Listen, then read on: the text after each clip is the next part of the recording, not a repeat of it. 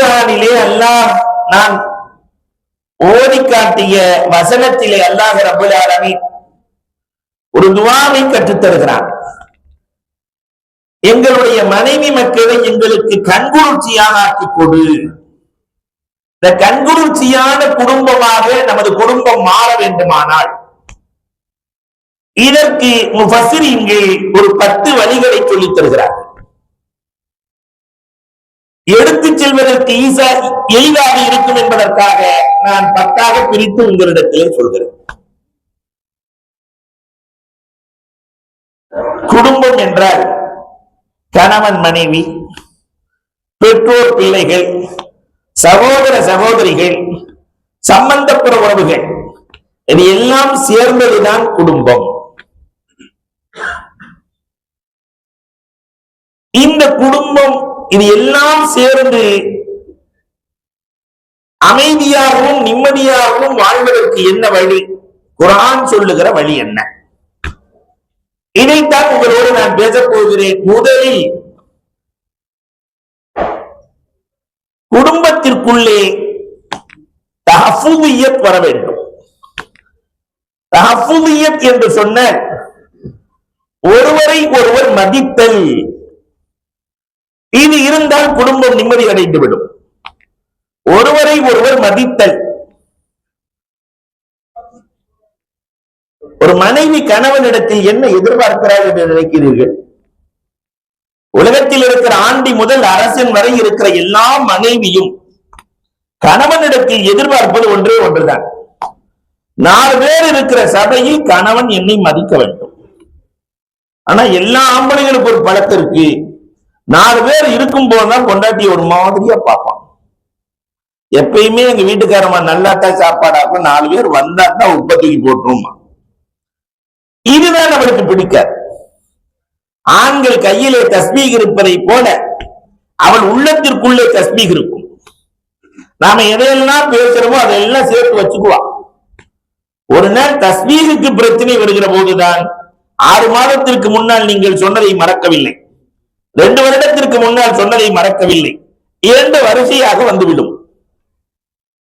அப்ப ஒரு மனைவி கணவனிடத்தில் எதிர்பார்ப்பது தஹஃபுல், என்னை மதிக்க வேண்டும். ஆயிஷா சித்திகா ரலியல்லாஹுவை பெருமானார் மதித்தார்கள். ஆயிஷா ரலியல்லாஹு வயது என்ன? நாயகத்தின் வயது என்ன? ஆயிஷா, என் மனம் தொழ நாடுகிறது இரவு நேரத்தில், நீ அனுமதி கொடுக்கிறாயா? நான் தொழுகிறேன். மனைவியை மதித்து அனுமதி வாங்கிய அந்த கணவனின் வரலாறு இந்த உம்மத்திற்கு மிகப்பெரிய பாடம். என்றைக்காவது நாம் சொல்லிவிட்டு செல்லுகிறோமா மனைவியிடத்திலே? இன்னும் சுருங்க சொன்னால், நண்பனா மனைவியா என்று வருகிற போது மனைவியை விட நண்பனை தேர்ந்தெடுக்கிற குடும்பத்தில் நிம்மதி இருக்க. நண்பனை விட நம்முடைய லைஃப் பார்ட்னர் மனைவி முக்கியம் என்று நினைக்கிற குடும்பம் நிம்மதியை தொடரும். இதை போலவே கணவனும் மனைவியிடத்திலே மரியாதையை எதிர்பார்க்கிறார். கணவனை மதிக்கிற மனைவியும் வாழ்க்கையில் தோற்பதில்லை. அன்னை கதீஜா ரலியல்லாஹுவினுடைய வரலாறுகள் இந்த உம்மத்திற்கு பெரிய பாடம். வயசான காலம், ரசூலை விட 15 வயது மூத்தவர்கள். ஒரு நாள், பாத்திமா, என்னால் எழுந்திருக்க முடியவில்லை அம்மா, கொஞ்சம் கையை பிடித்து தூக்கம்மா, நான் எழுந்திருத்து நிற்க வேண்டும். கஷ்டப்பட்டு கையை பிடிச்சு எழுந்து பாத்திமா ரலியல்லாஹுவின் உதவியோடு அன்னை கதீஜா நிற்கிறார்கள். பாத்திமா கேட்டாங்க, ஏமா இவ்வளவு கஷ்டப்பட்டு எந்திரிக்கணும்? கதீஜா ரலியல்லாஹு சொன்னாங்க, கஸ்தூரி மனம் வருகிறது தெரிகிறதா? அப்படியானால் என் கணவர் கண்மணி நாயகம் வருகிறார்கள் என்று பொருள். என் கணவர் வருகிற போது நான் என்றைக்கு அமர்ந்திருந்து வரவேற்றேன்? எழுந்திருத்துத்தானே நான் வரவேற்று பழக்கம். அதனால் நான் எழுந்து வரவேற்கிறேன். கணவனை மதித்த மனைவி.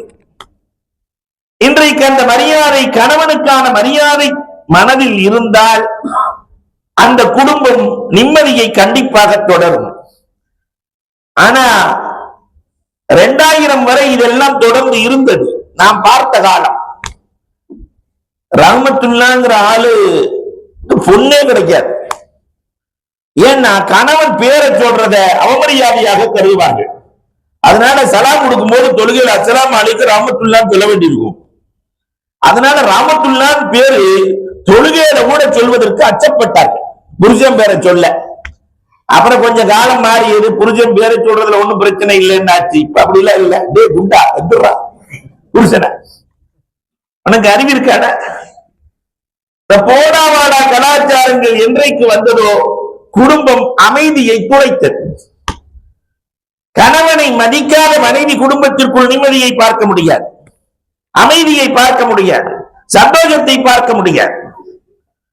மார்க்கம் தஃபூலியத்தை சொல்கிறது. இதை போலவே பெற்றோரை மதித்தல் பிள்ளைகளுக்கு கடமை. பெற்றோரை மதித்தல். சுருங்க சொல்வதாக இருந்தால் இப்படி சொல்லலாம், இந்த தலைமுறைதான் பெரியோர்களை மதித்த கடைசி தலைமுறை. நாம பார்த்திருக்கிறோம். நடைமுறைகளையும் கொஞ்சம் கொண்டு வாருங்கள். 75 வயசு தகப்பனர் 50 வயசு தன்னுடைய மகனை பார்த்து சொல்லுவாரு, என்னடா இப்படி செஞ்சிட்ட, மண்டையில மூளை இல்லையாம்பார். 50 வயசு மகன் அமைதியாக கேட்ட காலம் நாம் பார்த்த காலம். இன்னைக்கு 5 வயசு பிள்ளைகிட்ட மண்டையில மூளை இல்லையான்னு கேட்க முடியல. கேட்டா யாருக்குன்னு கேக்குது, யாருக்கு இல்லையா? கணக்கு போட்டு பார்க்கலாமாங்குது, டிராயிங் பண்ணலாமாங்குது. பாருங்க, வாயெல்லாம் பல்லு, வரப்பெல்லாம் நெல்லு. அன்பிற்குரியவர்களை எண்ணி பார்க்கிறோம். இந்த மரியாதை இருந்த காலம் வரை குடும்பத்தில் நிம்மதி தொடரும். ஒரு குடும்பத்திலே அண்ணனை மதித்த தம்பி, தம்பிக்காக வாழ்ந்த அண்ணன், இதெல்லாம் அழகான குடும்பம். ஆனால் அதையெல்லாம் நாம் இன்றைக்கு இழந்து கொண்டே வருகிறோம். ஒருவரை ஒருவர் மதிக்க கற்றுக்கொள்ள வேண்டும், மதிக்க கற்றுக்கொள்ள வேண்டும். யாக்கூப் அலைஹிஸ்ஸலாம் யூசுப் அலைஹிஸ்ஸலாத்தை பார்ப்பதற்காக வருகிறார்கள். எத்தனை வருஷத்துக்கு பின்னாடி? 40 வருஷத்துக்கு பின்னாடி. மகனை தேடி 40 ஆண்டுகளுக்கு பிறகு கனானில் இருந்து மிஸ்ருக்கு வருகிறார்கள், ஈஜிப்டுக்கு வருகிறார்கள். மகன் அரியணையில உட்கார்ந்திருக்காங்க யூசுப் அலைஹிஸ்ஸலாம். தகப்பனார் நின்றுகிட்டு இருக்கிறாங்க. உடனே ஜிப்ராயில் அலைஹிஸ்ஸலாம் இறங்கி விட்டார்கள். யூசுப் அலைஹிஸ்ஸலாம் அவர்களே, இந்த நிலை தொடர்ந்தால் உங்கள் நபித்துவத்தை அல்லாஹ் பிடுங்க சொல்லிவிட்டார். தகப்பனார் நின்று கொண்டிருக்கிறார், நீங்கள் உட்கார்ந்திருக்கிறீர்கள். தகப்பனார் நிற்கிற போது உட்காருவதா மரியாதை? என்ன அற்புதமான விஷயம்! இன்னைக்கு அப்படிலாம் இல்ல. தகப்பனார் காலமுள்ள நிற்கிறார், மகனுக்கு அதை பற்றிய உணர்வே இல்லை. தகப்பனை மதிக்க தவறுகிற குழந்தை ஜெயிக்க முடியவே முடியாது. உலகத்திலே தாய் தகப்பனை மதித்தவர்கள் தோற்றதில்லை, மதிக்காதவர்கள் ஜெயித்ததில்லை. குடும்பத்துக்குள்ள முதல்ல தேவைப்படுவது அமைதிக்கு என்ன தேவை? ஒருவரை ஒருவர் மதித்தல். இதை சொல்றதெல்லாம் எடுத்துட்டு போகணும். ஏதோ இங்க வந்து கேட்டுட்டு வெளியே போனோம்னு எல்லாத்தையும் விட்டுட்டு ஓடிடக்கூடாது. வேடச்சந்தூர் கார் பஸ் பார்க்க வந்த மாதிரி ஆயிடக்கூடாது. நம்ம அடிக்கடி சொல்றது உண்டு. இந்த வேடச்சந்தூர்காரர் பஸ் பார்க்க போனாராம். கொண்டாட்டி சொல்லி விட்டுருக்கு, திண்டுக்கலுக்கு போகணும், எப்ப பஸ் வரும்னு பார்த்துட்டு வாங்க. பஸ் ஸ்டாண்டுக்கு போன உடனே அவர் கொஞ்சம் ஒரு மாதிரியான ஆளு. அவ்வளவு பஸ் எப்ப வரும் திண்டுக்கலுக்குன்னு கேட்டிருக்கிறார். போனது திரும்ப வந்துடும், இப்பதான் போயிருக்குது, போனது திரும்ப வந்துடும் அப்படியே சொல்லிட்டு போயிருக்கிறார். மறந்துடுவோம், போனது திரும்ப வந்துடும், போனது திரும்ப வந்துடும். மழை பெஞ்சு அப்பதான் ஓஞ்சிருக்குது. ஒரு ஓரத்துல போய் சத்திரத்துல உட்கார்ந்து இருக்கிறார். பயிரெல்லாம் செழித்து அறுவடை நேரம். பக்கத்துல விவசாயி மழையே பெய்யக்கூடாது ரப்பேன்னு கேட்டுட்டு உட்கார்ந்து இருக்கான். அவன் பக்கத்துல உட்கார்ந்து போனது திரும்ப வந்துடும், போனது திரும்ப வந்துடும். எப்படி இருக்கும்? பாலாறு ஒரு அறை கொடுத்தான், உள்ளது போகணும்னு சொல்றான். அடிச்ச அடியில பாக்கி எல்லாம் மறந்து போச்சு. உள்ளதும் போகணும், உள்ளதும் போகணும், உள்ளதும் போகணும் சொல்லிக்கிட்டே போனா ஒருத்தன் 1.5 கண்ணில் வந்துகிட்டு இருக்கான் எதிரில. அவன் பார்வையே ஒரு மாதிரியா பார்த்துட்டு வரான் 1.5 கண்ணில். அவன் பக்கத்துல போய் உள்ளதும் போகணும், உள்ளதும் போகணும், உள்ளதும் போகணும். அவன் ஒரு அறை கொடுத்து நல்லா தெரியுதுன்னு சொல்றான். இத மறந்துட்டான். நல்லா தெரியுது, நல்லா தெரியுது, நல்லா தெரியுது. திருடெல்லாம் தெரியாம, யாருக்கும் தெரியாம பொருளை பங்கு போட்டுக்கிட்டு இருக்கிறாங்க. அவன் பக்கத்துல போய் நல்லா தெரியுது, நல்லா தெரியுதுன்னு இருக்கான். அவன் ஒரு அறை கொடுத்து ஒண்ணும் தெரியலன்னு சொல்றான். வீட்டுக்குள்ள நுழையும் போது ஒண்ணும் தெரியல. இந்த கதை தான் நம்மள நிறைய பேத்துக்கு. நல்ல பயானெல்லாம் கேட்டுட்டு போவோம், வீட்டுல போய் பீவி மனைவி என்னங்க சொன்னாங்க, நல்லா பேசினாங்க, என்ன பேசுறாங்க ஒண்ணும் தெரியல. அவன் வேலை செஞ்சவருக்கு நமக்கு வித்தியாசம் இல்லை. அப்ப சொல்லுகிற விஷயங்களை மனதிலே எடுத்து சென்று வாழ்க்கையில் நடைமுறைப்படுத்த வேண்டும்.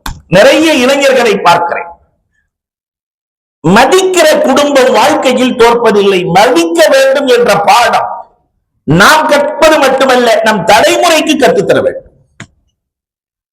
இரண்டாவது தஅத்துபியத், ஒழுக்கம். நம்மிடத்திலே ஒழுக்கம் இருந்தால் தானே நம்முடைய பிள்ளைகளிடத்தில் ஒழுக்கம் வரும். இந்த ஒழுக்க விஷயத்திலே இன்றைக்கு பெரியோர்கள் பெற்றோர்கள் எல்லாம் தவறு செய்கிறோம். இவர் பீடியை குடிச்சிட்டு புள்ளைய குடிக்காதா, அதை ரவுண்ட் ரவுண்டா விடுவான் இல்லையா? ஒழுக்கம் வேண்டும். பெருமானார் ஸல்லல்லாஹு அலைஹி வஸல்லம் அவர்கள் ஒழுக்க விஷயத்திலே ரொம்ப கவனமாக இருந்தார்கள். வரலாறுகளை பாருங்கள். ஃபாத்திமா ரலியல்லாஹு தஆலாவை வளர்த்த விதம், ஹலால் ஹராமை சொல்லிக் கொடுப்பது மட்டுமல்ல, ஃபாத்திமா எப்படி உண்பது, எப்படி உடுத்துவது, எப்படி பேசுவது, அத்தனை நாகரீகங்களையும் பெருமானார் வளர்க்கிற போதே பிள்ளைகளுக்கு கற்றுக் கொடுத்து வளர்த்தார்கள். இன்னைக்கு ஒழுக்கம் வீழ்ந்து கிடக்கிறது, ஒழுக்கம் வீழ்ந்து கிடக்கிறது. தமிழன் கூட ஒழுக்க விஷயத்திலே 2000 ஆண்டுகள் தொடர்ந்து ஒழுக்கத்திலே அவன் என்றைக்குமே விட்டுக் கொடுப்பதில்லை. அதனால தமிழன் இப்படி சொல்லுவான், தமிழர்கள் இயற்கையிலேயே அவதாரங்களை 10ஆக்கி, கோள்களை 9ஆக்கி, திசைகளை 8ஆக்கி, நாட்களை 7ஆக்கி, சுவைகளை 6ஆக்கி, பூதங்கள் பஞ்சபூதம் பூதங்களை 5ஆக்கி, வேதங்களை 4ஆக்கி, கனிகளை 3ஆக்கி, முக்கணிகள் 3ஆக்கி, இனங்களை 2ஆக்கிய, ஆண் பெண் என்று 2ஆக்கிய தமிழன் ஒழுக்கத்தை மட்டும் 1ஆகத்தான் வைத்திருக்கிறான். ஒழுக்கம் ஒன்றுதான். ஒரு மனிதனுக்கு உயர்வை தருவது ஒழுக்கம் மட்டும்தான். தனி மனித ஒழுக்கம் என்ன ஆனது? இன்றைக்கு ஒரே பெட்ல படுத்திருக்கிறாங்க புருஷன் பொண்டாட்டி. இவர் யார் கூடயோ சேட் பண்ணிட்டு இருக்கிற, அந்த அம்மா யார் கூடயோ செல்போன்ல சேட் பண்ணிட்டு இருக்குது. சேட்டையிலேயே பெரிய சேட்டை சேட்டிங் சேட்டை. இன்றைக்கு இருக்கிற இளவல்களினுடைய நிம்மதி போனது, குடும்பத்தில் நிம்மதி இல்லை. காரணம் இந்த சேட்டிங் சேட்டைகள். இது என்ன குடும்ப ஒழுக்கமா? மார்க்கம் ஒழுக்கத்தை எவ்வளவு தூரம் பார்க்கிறது. பெருமானார் ஸல்லல்லாஹு அலைஹி வஸல்லம் ஹுசைன் ரலியல்லாஹுவினுடைய வாயில் ஒரு பேரித்தம்பழம் இருக்கிறது. அதை எடுத்து, தம்பி இது நபிமார்களின் குடும்பத்திற்கு ஆகாது, சதக்காவின் பொருள் வேண்டாம், இந்த ஒழுக்கத்தை கற்றுக் கொடுத்தார்கள். இன்றைக்கு ஒழுக்கத்தை கற்றுக் கொடுக்கிற பெரியவர்களும் இல்லை. அதனால பிள்ளைகளுக்கு கதை சொல்லி ஒழுக்கம் சொல்லி வளர்க்காததால் இன்றைய பிள்ளைகளை கார்ட்டூன் வளர்த்துக் கொண்டிருக்கிறது. கரடியும் புலியும் சிங்கமும் கதை சொன்னால்தான் இந்த குழந்தைகளுக்கு பிடிக்கிறது. மனிதர்கள் சொன்னால் பிடிக்கவில்லை. கரடி கதை சொல்லணும், புலி கதை சொல்லணும். இதுதான் இப்ப உலகம் எங்கே செல்லுகிறது, நிம்மதி எங்கே கிடைக்கும்? அதனால் குழந்தைகளுக்கு ஒழுக்கத்தை சொல்லிக் கொடுங்கள். எனக்கே நடந்த நிகழ்வை சொல்லுவேன். ஒரு வீட்டுக்கு போறோம், கதவை தட்டி உள்ள போயிட்டா ஒரு பையன் 6வது படிக்கிற பையன், 11 வயசு, ஒரு டான்ஸ் பார்த்துக்கிட்டு இருக்கிறான். என்ன பார்த்த உடனே ஆஃப் பண்ணிட்டான். பரவாயில்ல, நல்ல ஒழுக்கமான பையனா இருக்கிறான். அண்ணன்காரன் வந்தான், ஏண்டா டிவி ஆஃப் பண்ண? இல்ல அஜர்த்து கெட்டு போயிடக்கூடாதுன்னு ஆஃப் பண்ணிட்டேன்ட்டான். தெளிவா இருக்கிறான். அவன் தெளிவு இருக்கிறது, விளக்கம் இருக்கிறது, எல்லாம் இருக்கிறது. ஒழுக்கம் இருக்கிறதா? வீட்டுக்குள்ளே நுழைந்தால் எப்படி வரவேற்க வேண்டும் என்ற பண்பு இன்னைக்கு போயிடுச்சு. எல்லாம் செல்போனு தான். 4 பேர் இருந்தா 4 பேரும் செல்போனிலே சஜிதா செய்து கொண்டிருக்கிறார்கள். வீட்டுக்குள்ள போன உடனே அஜர்த்துக்கு சலாம் சொல்றா அப்படின்னா, அஜர்த்து அஸ்ஸலாமு அலைக்கும், திருப்பி சுஜூதுல நல்லா இருக்கிறீங்களான்னு கேள்றா. அஜர்த்து நல்லா இருக்கீங்களா, திருப்பி எப்ப வந்தீங்கன்னு கேள்றா. எப்ப வந்தீங்க? இப்படித்தான் இன்றைக்கு நம்முடைய இல்லங்கள் சென்று கொண்டிருக்கிறது. அந்த பிள்ளைகளுக்கு உறங்குகிற போது, நேரம் கிடைக்கிற போதெல்லாம் நபிமார்களின் வரலாறு, வலிமார்களின் வரலாறு, இறைநேசர்களின் வரலாறு, நாம் வாழ்ந்த வாழ்க்கையின் படிப்பினைகள் அத்தனையும் சொல்லி வளர்க்க வேண்டிய சூழல். நம்முடைய முன்னோர்கள் வளர்த்தார்கள், பெருமானார் கதை சொல்லி இருக்கிறார்கள். நம்முடைய முன்னோர்கள் கிழிந்த பாயிலே படுத்திருப்போம். சுலைமான் அலைஹிஸ்ஸலாத்தின் வரலாறு ஓடும். பாட்டி சொல்லுவாங்க, கிழிஞ்ச பாயில படுத்திருப்போம். சுலைமான் அலைஹிஸ்ஸலாத்துக்கு அல்லாஹ் ஒரு ஜம்காலத்தை கொடுத்தான். அந்த ஜம்காலம் 9 மைல் நீளம். அதுலதான் சேர் போடப்பட்டிருக்கும். அதுலதான் பார்லிமெண்ட் நடக்கும். வானத்திலே இருந்து கொண்டு பார்லிமெண்ட் நடத்துவார்கள். இதெல்லாம் கிழிஞ்ச பாயில படுத்துக்கிட்டு உயர்ந்த கருத்துக்கள். ஆனால் இன்றைக்கு உயர்ந்த மெத்தையிலே படுத்துக் கொண்டு கிழிந்து போன கருத்துக்களை பார்த்து கொண்டிருக்கிற பிள்ளைகளை நாம் பெற்றிருக்கிறோம். அன்பிற்குரியவர்களே, ஒழுக்க விஷயத்தில் இந்த உம்மத் கூடுதல் கவனம் எடுக்க வேண்டும். பிள்ளை வளர்ப்பு மிக மிக முக்கியம். அதிபு அவுலாதக்கும் அசினு ஆதாவுக்கும் இன்னும் அவுலாதக்கும் அதிகத்தும் நிலைக்கும் பெருமானார் சொல்லுகிறார்கள், குழந்தைகள் என்பது அல்லாஹுவின் அன்பளிப்புகள். நமக்கு அன்பளிப்பு கொடுத்தா அந்த அன்பளிப்பு எங்க வைப்போம்? வீட்டுல உயரமான இடத்துல வைப்போம். அன்பளிப்புகள். அதனாலதான் தமிழ்ல பெற்றோர் என்று சொல்லுகிறான். நாம உருவாக்கல, யாரோ கொடுத்திருக்கிறாங்க, பெற்றிருக்கிறோம். பெற்றோர். இந்த அன்பளிப்புகளை நாம் உருவாக்கி இருக்கிறோமா? சரியாக ஒழுக்கத்தோடு உருவாக்கி இருக்கிறோமா? ஒவ்வொருவரும் கேட்க கடமைப்பட்டிருக்கிறோம். கடந்த காலங்கள் எப்படியோ போகட்டும், இனி வருகிற காலங்களில் நம்முடைய பிள்ளைகளுக்கு தீன் கொடுத்து, ஒழுக்கத்தை கொடுத்து, மார்க்கம் கொடுத்து, இஸ்லாமிய வரலாறுகளை கொடுத்து வளர்க்கிற நல்லவர்களாய் மாற வேண்டும். அல்லாஹ் கபூல் செய்வானாக. மூன்றாவதாக தாருஃபியத். நான் திரும்பி பத்தி என்னன்னு கேட்பேன். ஆமா, மூன்றாவது தாருஃபியத். ஒவ்வொருவருக்கும் ஒரு எல்லை இருக்கிறது. அந்த எல்லை என்ன என்று தெரிந்திருக்க வேண்டும். வீட்டுக்குள்ள எல்லாத்தையும் விடுவோமா? முசாஃபிருக்குன்னு ஒரு எல்லை இருக்கிறது. வெளியில இருந்து வந்தவங்களுக்குன்னு ஒரு எல்லை இருக்கிறது. குடும்பஸ்தர்களுக்கு என்று ஒரு எல்லை இருக்கிறது. கணவன் மனைவிக்கு என்று ஒரு எல்லை இருக்கிறது, இல்லையா? ஒவ்வொருவருக்கும் ஒரு எல்லை வீட்டுக்குள். இதை போலவே கணவன் என்றால் யார், மனைவி என்றால் யார், பெற்றோர் யார், பிள்ளைகள் யார், அவர்களின் மரியாதை என்ன, அவர்களுக்கான தாருஃப், அவர்கள் யார் என்று தெரிந்திருக்க வேண்டும். அப்பொழுதுதான் உருவாக்க முடியும். மனைவி யார்? மனைவியின் தியாகத்தை என்றைக்காவது புரிந்தோமா? புரியவே இல்லையே. கல்யாணம் பண்ணின புதுசுல பார்த்தா 2 பேரும் பைக்ல போறத பார்த்தா அடே அப்பா, 2 பேரும் ஒரு உருவமாக தெரிவார்கள். கல்யாணம் பண்ண புதுசுல அவ்வளவு ஒட்டிட்டு போவாங்க. ஒரு 3 வருஷம் 4 வருஷம் ஆச்சுன்னா அந்த அம்மா அப்படி சட்டை இறுக்கமா புடிச்சுட்டு உட்காந்துருக்கு பின்னாடி. கீழே கீழே ஒழுங்கா 2 பேரும் சேர்த்து போயிடணும், தனியாக்கினா போயிடக்கூடாதுன்னு. ஒரு 5 வருஷம்லாம் ஆச்சுன்னா அந்த ஒட்டியும் ஒட்டாமடி லேசா புடிச்சிருக்கும், லேசா புடிச்சிட்டு போகும். அப்படின்னாவே கல்யாணம் பண்ணி ஒரு 5-6 வருஷம் ஆச்சு. 10 வருஷம்னு ஆச்சுன்னாக்க டெச்சே இருக்காது, பின்னாடி அப்படியே பிடிச்சிக்கும். நீ ஓட்டியா பார்க்கலாம். பார்க்கிற போதே பிரியமில்லை என்பது தோன்றுகிறது. அன்பிற்குரியவர்களை எண்ணி பார்க்கிறோம். மனைவி யார் தெரியுமா? ஒரு 50 வருஷம் வாழ்றவங்கள்ட்ட போய் கேட்டு பாருங்களேன், கணவன் மனைவியாக வாழக்கூடியவர்கள்ட்ட கேட்டு பாருங்க, இந்த மனைவியின் அன்பு எப்படிப்பட்டது என்று. 50 வருஷம், 50 வருஷத்துக்கு எத்தனை மாசம்? அண்ணா இருக்காரவங்க கணக்குல புளிந்தாங்க. எவ்வளவு? 600 மாதங்கள். 600 மாதமும் சமையல் செய்து கொடுப்போம். வேலைக்கு ஆள் வச்சாலும் அந்த அம்மா போய் நின்னாட்டான். அவள்தான் சமையலுக்கு என்று மாதம் 5000 போட்டால் கூட 600 மாசத்துக்கு என்னாச்சு? 30 லட்சம் ரூபாய் நம்ம கொடுக்கணும் மனைவிக்கு. வீட்டுல வாட்ச்மேன் யாரு? நான் சிங்கப்பூர் போறேன், மலேசியா போறேன், ஹஜ்ஜுக்கு போறேன், சைனா போறேன், போயிட்டு வர்றேன் என்று சொல்லிட்டு போறோமா இல்லையா? அத்தனையும் வீட்டை பாதுகாத்து, கணவனினுடைய இல்லையா பொருளாதாரத்தை, குழந்தையை பாதுகாத்து, தன் கற்பையும் பாதுகாத்து நடக்கிறாளே அந்த கண்மணி. வாட்ச்மேனுக்கு ஒரு 10,000 போட்டா கூட 600 மாசத்துக்கு எவ்வளவு வச்சு? 60 லட்சம். வீட்டுல ஆயா வேலை பார்க்கறது யாரு? தேய்ச்சி கொடுக்கிறது யாரு? கணவன் கண்குளிர்ச்சியாக இருக்க வேண்டும் என்று நடப்பது யார்? இதையெல்லாம் தாண்டி ரத்தத்தையே பாலாக மாற்றி கொடுக்கிறாங்க. இதுக்கு எத்தனை கோடி கொடுக்கிறது? எவ்வளவு கொடுக்கிறது?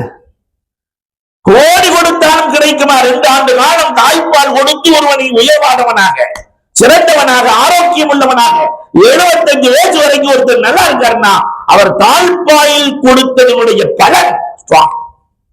இவருடைய எக்ஸசைஸ் எல்லாம் இல்ல. இதையும் தாண்டி பிரசவம் செத்து பிழைக்கிறாள். யோசிச்சு பாருங்க, 10 மாசம் செத்து பிழைக்கிறாள்.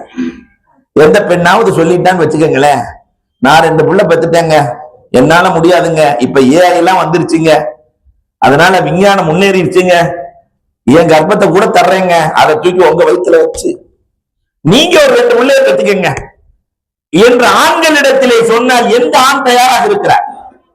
புள்ள பெத்துக்க தயாராக இருக்கிற ஆண்கள் உலகத்தில் யாராவது இருக்கிறார்களா? வேற சமம் செத்து பிழைக்கிறாள். அல்லாஹு அக்பர். கடைசியில அவ்வளவு கஷ்டத்தை முடிச்சுட்டு குழந்தை பிறந்த உடனே இன்சியல் யாருன்னா வாப்பா. கஷ்டப்படுறதெல்லாம் உண்மை. 10 மாசம் இன்சியல். கணவனுக்காக தியாகம் செய்கிற தியாகி அவள். அதில் அவளை புரியணும். தியாகி, கணவனுக்காக செய்கிற தியாகி. அதற்கு அவன் அந்த பேச்சு பேசுறாளே, அதற்கு தெரிஞ்சுக்கிட்டா இப்படி எல்லாம் சொல்றீங்க. உரிமை இருக்கிறது பேசுகிறாள். நம்மை விட்டால் வேறு யார் இருக்கிறார்கள்? கணவன் உறங்கிய பிறகு உறங்குவாள். கணவன் எழுவதற்கு முன்னால் விழித்துக் கொள்ளுவாள். பின் தூங்கி முன் எழும் பேழை அவள். இதையும் தாண்டி என் கணவனுக்கு முன்னால் சுமங்கிலியாக நான் இறந்து விட வேண்டும் என்று நினைக்கிறாங்க. ஒரு பக்கெட் அது மாறி போய் இல்லையா, எவ்வளவு சிரமம். சுமங்கிலியாக இறக்க வேண்டும். இந்த தியாகியை பெருமானார் பாராட்டி இருக்கிறார்கள்.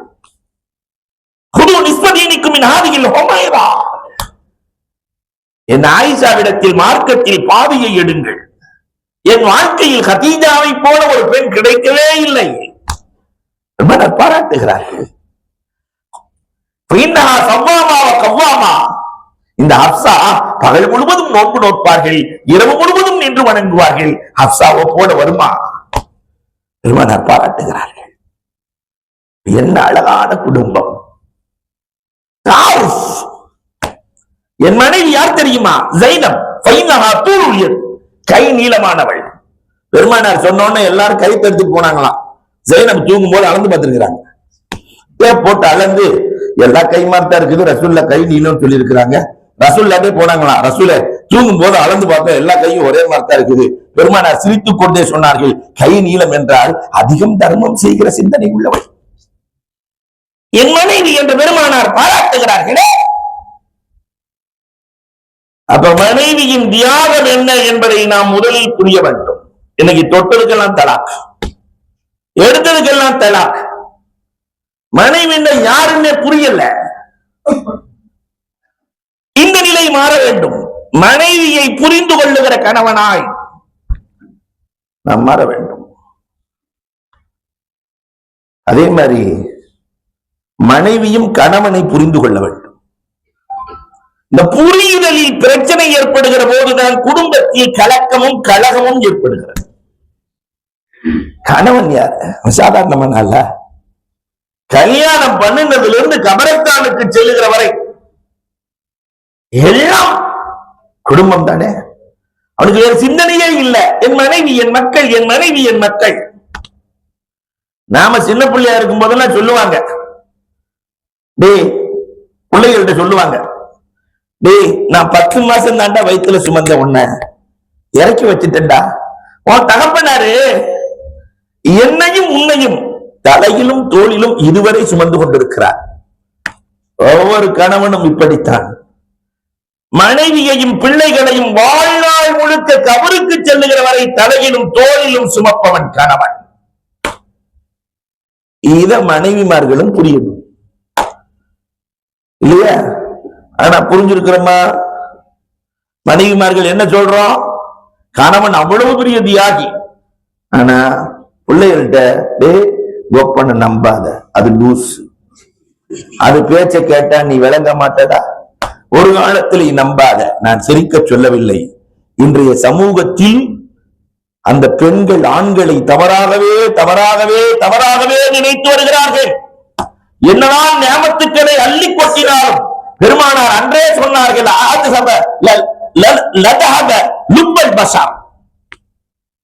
எவ்வளவு பெரிய அறிவாளியாக இருந்தாலும் அந்த அறிவை மழுங்க செய்து விடுவார்கள். இன்றைக்கு அந்த தன்மை வந்துவிட்டது. பிள்ளைகள்கிட்ட சொல்லிக் கொடுத்ததின் விளைவு என்ன தெரியுமா? இன்றைக்கு நடந்து கொண்டிருக்கிற நிகழ்வை சொல்லுகிறேன். பிள்ளைகள்கிட்ட தகப்பனை பத்தி தப்பா சொல்லி சொல்லி சொல்லி சொல்லி கடைசியில் 60 வயது தகப்பன் வீட்டிலே அனாதையாக வாழ்கிறார். பக்கத்திலே உட்கார்ந்து பேசுகிற பிள்ளைகள் இல்லை. பாப்பா நீங்க எப்படி இருக்கீங்க? உங்களுக்கு என்ன வேணும்? என்ன தேவை? நான் செய்றேன் பாப்பா. உங்கள் கடந்த கால வாழ்க்கையை சொல்லுங்கள், அதிலிருந்து பாடம் பெற்றுக் கொள்ளுகிறேன். நீங்கள் பட்ட தழும்புகள், பட்ட கஷ்டங்களை சொல்லுங்கள் என்று கேட்கிற பிள்ளைகள் இன்றைக்கு இல்லை. அல்லாஹ் அக்பர். இது எங்கே கொண்டு போய் நிறுத்தும் என்று தெரியவில்லை. அப்ப ஒருவரை தகப்பன் யார் என்று தெரிந்திருக்க வேண்டுமே, கணவன் யார் என்று தெரிந்திருக்க வேண்டுமே, தெரியல. அல்லாஹ் அக்பர். இந்த தாருஃப், ஒருவரை ஒருவர் அறிந்து வைத்திருத்தல் மார்க்கத்தில் மிக மிக அவசியம். பெருமானார் ஸல்லல்லாஹு அலைஹி வஸல்லம் இதை வலியுறுத்தி கொண்டே இருப்பார்கள். உங்க யார் தெரியுமா? பெருமானார் சொல்லிக் கொடுப்பாங்க. யார் தெரியுமா? சொர்க்கவாசியப்பா. அந்த அம்மா கையெடுத்தால் வானின் கதவு திறக்கும். அந்த கௌலா கத் சமி அல்லாஹு கௌலஹா. பெருமானார் சொல்லுகிறார்கள். தாயின் பெருமையை, தகப்பனின் பெருமையை சொல்லி வளர்க்கிறார்கள். ஆனா இன்னைக்கு அதை சொல்லுகிற அந்த எல்லை என்ன என்று வகுத்து கொடுக்கிற பண்பாடு இன்றைக்கு நமக்கு இல்லாமல் போனது. இனியாவது ஒருவரை ஒருவர் புரிந்து வாழுகிற பழக்கம் உள்ளவர்களாக வாழ வேண்டும். அல்லாஹ் கபூல் செய்தருள் புரிவானாக. 4வது தனசுரியத், குடும்பத்திற்குள்ளே ஒருவருக்கொருவர் உதவுதல். அண்ணன் தம்பி, அக்கா தங்கச்சி, இதுவும் நமது குடும்பம் தான். ஆனால் என்ன உதவி இருக்கிறோம்? கொஞ்சம் எண்ணி பாருங்க. அண்ணன் கஷ்டப்படுகிற போது தம்பி நன்றாக இருக்கிறார். ஆனால் அண்ணனை தூக்க வேண்டும் என்ற எண்ணம் தம்பிக்கு இல்லை, தம்பியை தூக்க வேண்டும் என்ற எண்ணம் அண்ணனுக்கு இல்லை. ஒரு குடும்பம் பிறகு எப்படி சந்தோஷமாக இருக்கும்? இரத்த உறவுகளே பாதிக்கப்பட்ட உறவுகளாக மாறிப்போயிருக்கிற சமூகத்தில் வாழ்ந்து கொண்டிருக்கிறோம். இதே சென்னையில நான் கண்டிருக்கிறேன். நான் கண்டதை சொல்லுகிறேன். இதே சென்னையில ஒருத்தர் மிகப்பெரிய கொடை வண்ணன். நான் எங்க என்னென்ன சொல்லல, பேர் சொல்லல, என்ன இறந்து போயிட்டார். அல்லாஹ் அவருடைய கபரை சொர்க்கத்தின் பூங்காவனமாக்குவானா. மதரசா, பள்ளிவாசல் எல்லாத்துக்கும் அள்ளி கொடுப்பார். சொந்த தம்பி துபாயில கிளீனிங் வேலை, 2 பொம்பளை புள்ள, ஒரு பையன். சொந்த தம்பி கொடுக்கல, சண்டை. சொந்த தம்பியோடு உறவில்லை. ஊருக்கெல்லாம் கொடுத்தார், மதரசாக்களுக்கு கொடுத்தார், மஸ்ஜிதுகளுக்கு கொடுத்தார், எல்லாம். தம்பிமார் பிள்ளை எதுவுமே இல்லை. வாழ்க்கை என்பது ஊஞ்சல் மாதிரி, ஏறியவன் இறங்குவான், இறங்கியவன் ஏறுவான். திடீர்னு தொடர்ந்து காய்ச்சல், பிளட் கேன்சர், இரத்த புற்றுநோய் சிகிச்சை பெற்றுக் கொண்டிருக்கிறார். பார்க்க சென்ற நேரத்திலே அதிசயம் காத்திருந்தது. அந்த தம்பிதான் அண்ணனுக்கு பணிவிடை செய்து கொண்டிருக்கிறார். எந்த தம்பி வானா வானா வாடாண்டாரோ அந்த தம்பி என்னை பார்த்த உடனே 2 பேருமே அழுதார்கள். அதோட ஒரு 17-18 வருஷம். அண்ணன் சொன்னது இன்னும் நினைவில் இருக்கிறது. அதுல அன்னைக்கு நிறைய பணம் இருந்துச்சு, என் தம்பிக்கு கொடுக்கணும்னு மனம் இல்லை, எல்லாத்துக்கும் கொடுத்தேன், தம்பிக்கு கொடுக்கல. இன்னைக்கு நிறைய மனம் இருக்கு, விட்டுட்டேன்னு, ஆனா கொடுக்க பணம் இல்லை. மனம் இருக்கிற நேரத்தில் பணம் இல்லை, பணம் இருக்கிற நேரத்தில் மனம் இல்லை. வாழ்க்கை. அல்லாஹ் அக்பர். அப்ப தம்பி அழுது கொண்டே சொன்னாரு, காசு என்ன காசு ஹஜ்ரத், 2 விரலை காட்டி எங்க அம்மா நீங்க 2 பேரும் இப்படி இருக்கணும்டா என்று சொல்லிவிட்டு இறந்தார்கள். அது நடக்காமல் போய்விடுமோ என்று இருந்தேன். என் தாயின் துவா கபூலாயிடுச்சு. திருப்பி 2 பேரும் சேர்ந்து இருக்கிறோம்.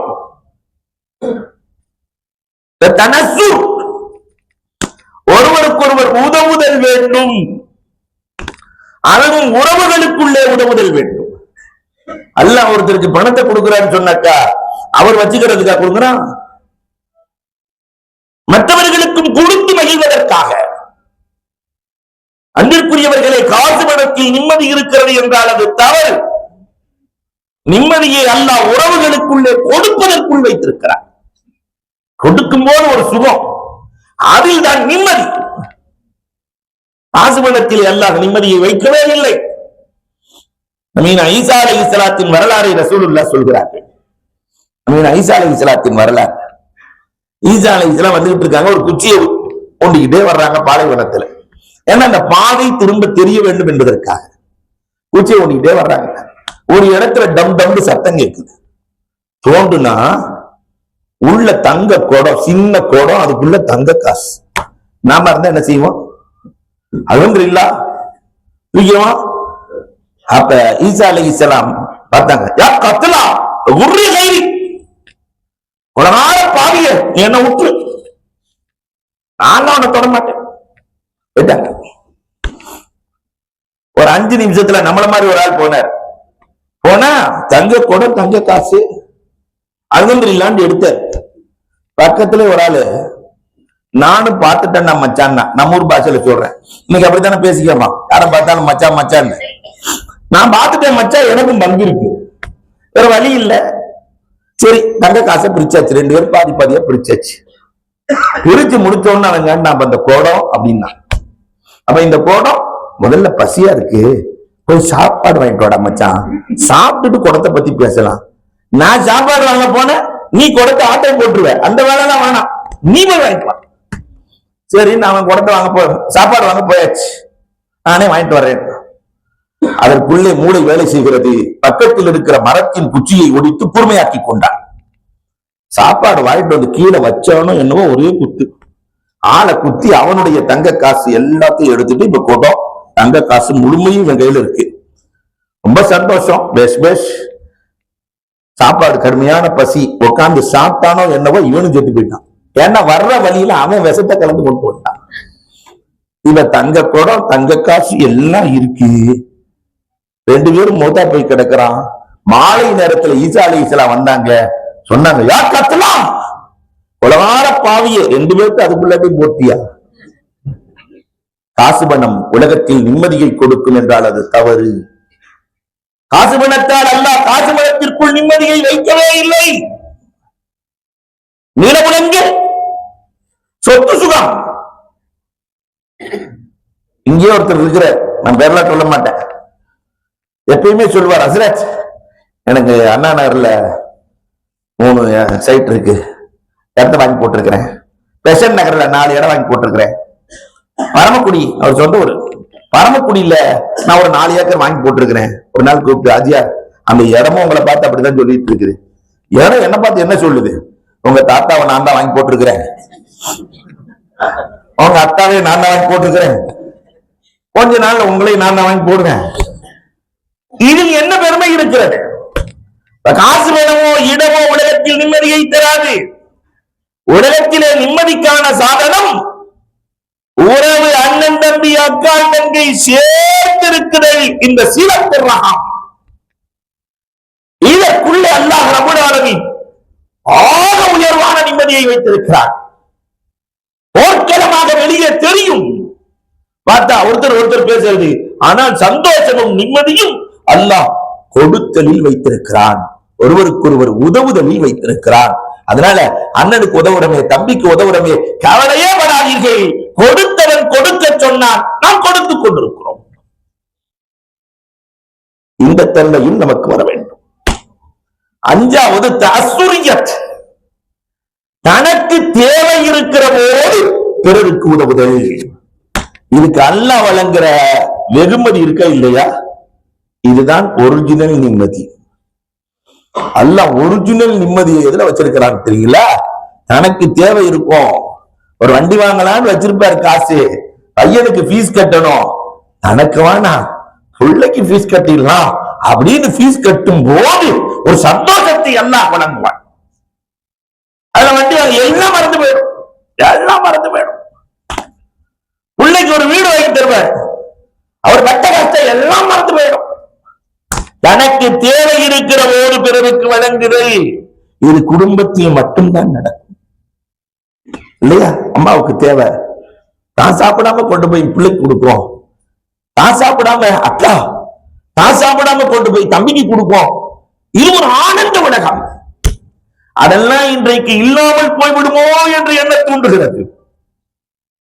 அன்னை ஆயிஷா சித்திகா ரலியல்லாஹு தஆலா எப்படி எல்லாம் வாழ்ந்தாங்க. அந்த தஅஸ்ஸுருக்கு எழுதுவார்கள் தர்ஜுமத்துல் புகாரியில, இமாம் புகாரி எழுதுகிறார்கள், ஆயிஷா ரலியல்லாஹு தஆலா வீட்டுல தானே ரசூலுல்லாஹ் வஃபாத் ஆனாங்க. அப்ப ரசூலை எங்கு வஃபாத் ஆகிறார்களோ அங்கு அடக்க வேண்டும். அப்ப ரசூல் ஸல்லல்லாஹு அலைஹி வஸல்லம் ஆயிஷா ரலியல்லாஹு வீட்டில் அடக்கப்படுகிறார்கள். ஆயிஷா ரலியல்லாஹு பயங்கர சந்தோஷம், யா அல்லாஹ் நான் மௌத்தானாலும் இங்குதான் அடங்கணுறப்பே, நான் மௌத்தான இங்குதான் அடங்கணுறப்பே. 2.5 வருஷத்துல தகப்பனார் சொல்லி அனுப்புகிறார்கள், ஆயிஷா நான் வஃபாத்தாகி விட்டால் ரசூலினுடைய நெஞ்சுக்கு நேராக என்னை அடக்குவாயா? ஆயிஷாவுக்கு ரெட்ட சந்தோஷம், தகப்பனாரும் கிடைச்சிட்டாரு, கணவரும் கிடைச்சிட்டாரு, ரெட்டை சந்தோஷம். அல்ஹம்துலில்லாஹ் வாப்பா அடக்கப்பட்டாச்சு. அல்லாஹ் இங்கதான் நான் அடங்கணுறப்பே. ஆயிஷா ரலியல்லாஹு கேட்டுக்கிட்டே இருக்கிறாங்க. அதுக்கப்புறம் ஒரு 10 வருஷம் 4 மாசம் 13 வருஷமா கேட்டாச்சு. உமர் ரலியல்லாஹு தஆலா ஷஹீதாக்கப்படுகிற போது தன் மகனை அனுப்புகிறார்கள். அந்த அபூபக்கர் ரலியல்லாஹு நெஞ்சுக்கு நேரா ஆயிஷா வீட்டுல நான் அடங்க அனுமதி கிடைக்குமா? உமர் ரலியல்லாஹு அந்நிய மனிதர், உள்ளே வந்தால் ஆயிஷாவுக்கு அங்கே இடம் இல்லை. நம்ம பெண்ணா இருந்தா என்ன செஞ்சிருப்பாங்க? நான் துவா கேட்டுக்கிட்டு இருக்கேன், இன்னொருத்தர் அந்த வேலையை வானான்றாங்க, நான் தான் இங்க அடங்கணும்பாங்க. ஆயிஷா ரலியல்லாஹு விடத்தில் அந்த செய்தி வருகிற போது கொஞ்சமும் யோசிக்கவில்லை. ஆயிஷா ரலியல்லாஹு தஆலா நான் ஜன்னத்துல் பக்கி பொது கபருக்கு சென்று விடுகிறேன், உமர் ரலியல்லாஹுவை இங்கே அடக்குங்கள். இதுதான் தஅஸ்ஸுர். தனக்கு தேவை இருக்கிற போது பிறருக்கு கொடுத்து மகிழுதல், இது குடும்பத்திற்குள் தான் நடக்கிறது. அல்லாஹு அக்பர். அல்லாஹ் இந்த தஅஸ்ஸுரியத்தையும் கொடுக்க வேண்டும். 6வதாக குடும்பம் என்று சொன்னாலே தஹம்முலியத், கஷ்ட நஷ்டங்கள் இருக்கும், அதிலே சகிப்புத்தன்மையோடு வாழுதல், இது ரொம்ப முக்கியம். கணவன் மனைவி பெற்றோர் பிள்ளை எல்லாத்திலையும் கஷ்டங்கள் இல்லாத வாழ்க்கை இல்லை. உலகத்தில் பிறந்தாச்சு, பிறப்பதற்கே கஷ்டப்பட்டுத்தான் பிறந்தோம் இல்லையா? அத்தனை துளி விந்துக்கள் போராடி அந்த போராட்டத்தில் வென்று இவர் சமூகத்திற்கு வந்திருக்கிறார். அப்ப சமூகத்திலும் போராட வேண்டும் இல்லையா? பொறுமையோடு இருக்க வேண்டும் இல்லையா? அந்த பொறுமை குடும்பத்திற்குள் வந்ததா? அல்லாஹு அக்பர். இப்னு ஜௌசி வரலாற்றை எழுதுவார்கள். இப்னு ஜௌசி ரஹ்மத்துல்லாஹ் விகடமான மனிதர். இப்னு ஜௌசி என்ன கேள்வி கேட்டாலும் பதில் சொல்வார், அவ்வளவு ஆட்கள் பெற்ற இப்னு ஜௌசி. அவருக்கு கிடைச்ச மனைவி மாஷா அல்லாஹ், பயங்கரமான மனைவி இப்னு ஜௌசி மனைவி. ஒருத்தர் 4000 கிலோமீட்டர் தாண்டி இப்னு ஜௌசியை பார்க்க வந்திருக்கிறார். இவர் 900 பேருக்கு 90,000 பேருக்கு முரீது கொடுத்தவர் இப்னு ஜௌசி. 90,000 பேருக்கு அவரை பார்க்கலான்னு சொல்லிட்டு வந்தார். உந்துருஸ்ல இருந்து பிறப்பு இப்னு ஜௌசியை பார்க்க வந்தா, வீட்டுக்கு போய் இப்னு ஜௌசி இருக்காரான்னு கேட்க, நீங்க எங்க இருந்து வந்திருக்கீங்கன்னு கேட்டுச்ச நம்ம மனைவி. நான் உந்துருஸ்ல இருந்து 4000 கிலோமீட்டர் தாண்டி வர்றேன், இந்த லூச பார்க்கவா 4000 கிலோமீட்டர் தாண்டி வந்தீங்கன்னு அந்த அம்மா. என்னடா கணவனை லூசுங்குது இந்த அம்மா, நம்ம வந்த இப்னு ஜௌசி வேறாளோ? இல்லம்மா அந்த முரீதெல்லாம் கொடுக்குறாரு அந்த இப்னு, அந்த ஆளைத்தான் சொல்றேன். அந்த ஆள் வீட்டுக்கெல்லாம் வர்றதே இல்லை, காட்டுலதான் கிடப்பான் என்று சொல்ல இவருக்கு ஒரு மாதிரி ஆயிடுச்சு. சரி வந்தது வந்தோம் பார்த்துட்டு போலான்னு காட்டுக்கு போனா இப்னு ஜௌசி சிங்கத்துல சவாரி செஞ்சு வந்துட்டு இருக்கிறார். சிங்கத்துல சவாரி. நேரா போனவரு கொஞ்சம் தில்லகியான ஆளு.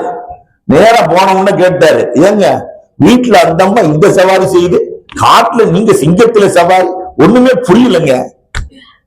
அப்ப இப்னு ஜௌசி சொன்னாங்க, என் மனைவி இடத்தில் நான் பொறுமையாக இருப்பதால் என் ரப்பு எனக்கு காட்டை வசப்படுத்தி கொடுத்திருக்கிறான். காட்டை, இது உலகத்தில் இருக்கிற எல்லோருக்கும் நடக்கிற இயல்பு. கொஞ்சம் பொறுமை. இதெல்லாம் 2000 வரைக்கும் இருந்துச்சு. நாம பார்த்த காலம் 1980 வாக்குல எல்லாம் எப்படி நடக்கும்னா, ஏதாவது குடும்ப பிரச்சனைன்னா இந்த மருமகள் லெட்டர் போடும். வாப்பா, என்னை மாமியா இப்படி பேசுனாங்க, நாத்தனா இப்படி பேசுனாங்க, என்னால இருக்கவே முடியல வாப்பா, நீங்க அவசரமா வந்து கூட்டிட்டு போங்க வாப்பா அப்படின்னா கடிதம் போடும். இந்த கடிதம் போய் சேர ஒரு 3 நாள், அவர் தரப்பு வர்றதுக்கு ஒரு 3-4 நாள், ஒரு வாரம், அதுக்குள்ள 2 பேரும் சேர்ந்துருவாங்க. ஒன்னா உட்காந்து பேசிட்டு இருப்பாங்க. தகப்பனார் வரும்போது ஒன்னா உட்காந்து பேசிட்டு இருப்பாங்க. இந்த புள்ளையே கேட்கும் தகப்பனாரை பார்த்து, என்னவாப்பா சொல்லிக்காம விட்டீங்க? அடக்கழுத போன வாரம் நீதான் லெட்டர் போட்ட, சொல்லிக்காம விட்டனா? இதெல்லாம் நம்ம பார்த்த காலம். இப்ப அப்படிலாம் இல்ல. ஒரு சின்ன விஷயம்னாலும் செல்போன் ஆன் பண்ணி வச்சிருந்தா சண்டையே ஸ்டார்ட். செல்போன் ஆன் பண்ணி வச்சுட்டு அங்க சண்டை போட்டா தாய் தகப்பனுக்கு எப்படி இருக்கும்? அப்படி ரத்த கொதிப்பு வந்துடும், வேகமா ஏறும், ஜிம்முடியோ. அம்மா, இனி ஒரு நிமிஷம் கூட அந்த வீட்டுல இருக்க வேணாம். ஓலாவுக்கு போன் பண்ற, ஓடி வந்துரு, முடிஞ்சு. ஓலாவுக்கு போன் பண்ற, ஓடி வந்துரு, குடும்பம் நடுத்தரும். எங்கே நிம்மதி வரும்? தாமுல் பொறுமை. பாத்திமா ரலியல்லாஹு தஆலா, அலி ரலியல்லாஹு கூட 8 ஆண்டுகள் வாழ்ந்தார்கள். பாத்திமா ரலியல்லாஹு தஆலா 8 வருஷம். கடைசி சக்கராத் ஹால். பாத்திமா ரலியல்லாஹு தஆலாவின் வரலாறை கொஞ்சம் திரும்ப திரும்ப படியுங்கள். என்னைக்கு மௌத்தாகிறாங்களோ அன்னைக்கு கணவனின் டிரெஸ் துவைக்கிறாங்க. கணவனின் ஆடையை துவைத்த பாத்திமா. கடும் காய்ச்சல். அலி ரலியல்லாஹு வந்து கேட்கிறாங்க, ஏமா இவ்வளவு காய்ச்சல்ல துவைச்சிட்டு இருக்கிறீங்க? இல்ல, நாளைக்கு அல்லாஹ் கணவனுக்கு செய்யற கடமையில குறை செஞ்சுட்டியேன்னு என்ன கேட்கக்கூடாது, அதனால் நான் துவைத்துக் கொண்டிருக்கிறேன். தூக்கிட்டு போய் படுக்க வச்சு, அம்மா உனக்கே முடியல, நான் மனசுல இருக்கிறத சொல்லிடுறேம்மா, உன்னை திருமணம் முடிச்சு 8 வருஷம் ஆச்சு, இதுவரைக்கும் எனக்கு அது வேணும் இது வேணும்னு கேட்டதே இல்லையே பாத்திமா, எதுக்குமே நீ கேட்டது இல்லையம்மா பாத்திமா. ஒரே ஒரு நாள் ஒரு மாதுளை வேண்டும் என்று கேட்டாய், அதையும் நான் வாங்கி வருகிற போது ஒரு ஏழை கேட்டார் என்று கொடுத்து விட்டு வெறுங்கையோடு வந்து விட்டேன் அம்மா பாத்திமா, என்னை மன்னித்துக் கொள்ளம்மா, என்ன மன்னிச்சிருமா பாத்திமா. அல்லாஹ் அக்பர். பெருமானார் ஸல்லல்லாஹு அலைஹி வஸல்லம் மருமகன் அழுதுட்டு கேட்கிறாரு, மன்னிச்சிருமா பாத்திமா. பாத்திமா என்ன பதில் சொன்னாங்க தெரியுமா? திருமணத்தை அன்றே பெருமானார் என்னிடத்தில் சொன்னார்கள், என்னுடைய தகப்பனார், அம்மா உன் கணவர் அலி ரொம்ப ஏழம்மா, அலிட்ட அது வேணும் இது வேணும்னு நீ கேட்டு அவர் வாங்கி கொடுக்க முடியாமல் அவர் வெட்கப்படுவதை கண்டால் நான் துக்கப்பட வேண்டி இருக்கும் அம்மா. அவர்கிட்ட போய் அது வேணும் இது வேணும்னு கேட்காதம்மா. பாத்திமா ரலியல்லாஹு தஆலா சொல்கிறார்கள், என்ன அழகான வாழ்க்கை, துன்பத்தில் பங்கு கொண்ட வாழ்க்கை, கஷ்டத்தில் பங்கு கொண்ட வாழ்க்கை. இந்த வாழ்க்கையை நாம் கற்றுக் கொடுக்க வேண்டும், பிள்ளைகளிலிருந்தே கற்றுக் கொடுக்க வேண்டும். நான் பட்ட கஷ்டம் என் பிள்ளைக்கு கூடாது, நான் பட்ட கஷ்டம் என் பிள்ளைக்கு கூடாது எல்லாம் சொல்லுகிறோம். ஆனால் பட்ட கஷ்டத்தில் ஏற்பட்ட சந்தோஷம் என்ன என்பதை பிள்ளைகளுக்கு சொன்னோமா? இதுதான் இன்றைக்கு தேவை. வெறும் சந்தோஷத்தை மட்டுமே கஷ்டமில்லாமல் பார்த்த பிள்ளைகள் எல்லா நிலைகளிலும் சந்தோஷமாக இருக்க வேண்டும் என்று நினைக்கிறார்கள். இன்றைக்கு நிறைய ஆண் பிள்ளைகள் 30 வயதை தாண்டியும் திருமணம் முடிக்க மறுக்கிறார்கள். நிறைய பெண் பிள்ளைகள் 30 வயதை தாண்டியும் எனக்கு கணவன் வேண்டாம் என்கிறார்கள். நம் சமூகத்தில் இந்த கொடுமைக்குள்ள எல்லாம் எங்களால இருக்க முடியாதுங்கிறாங்க. திருமண வாழ்க்கையை கொடுமையாக, நாங்க ரொம்ப சுதந்திரமாக இருக்கிறோம், எங்களை சிறைக்குள் தள்ள வேண்டாம் என்று சொல்லுகிற ஆண்களும் பெண்களும் நம் சமூகத்தில் நுழைந்து விட்டார்கள். தம்முள் இல்ல, பொறுமை இல்லை என்றால் சொர்க்கம் இல்லை. இன்னமா யுவஃபஸாபிரூன அஜ்ருஹும் பிகைரி ஹிசாப். யாருக்கு கணக்கில்லாமல் அல்லாஹ் கொடுக்கிறான். குர்ஆனிலே அல்லாஹ் சொல்லுகிறான், யார் பொறுமையோடு இருக்கிறார்களோ கணக்கில்லா சந்தோஷம், கணக்கில்லா சுகம், கணக்கில்லா பாசம். காணப்பிடிச்சே பொறுமையை இழந்து விட்டோம். தம்முள் வேண்டும். 7வதாக தஹ்மியத். குடும்பத்துக்குள்ள ஒருவருக்கொருவர் அன்பளிப்புகளை பகிர்தல். அண்ணன் தம்பிக்கு கொடுக்கிறது, கணவன் மனைவிக்கு கொடுக்கிறது, அத்தா மகனுக்கு கொடுக்கிறது.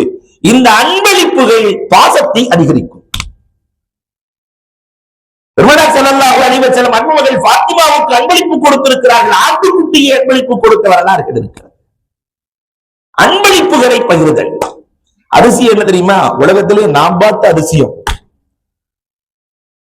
மருமக மாமியாவுக்கு மீறி மீறி போனா என்ன அன்பளிப்பு செய்வாங்க? மருமக மாமியாவுக்கு மெட்ராஸ்ல எல்லாம் என்ன அன்பளிப்பு செய்யறாங்க?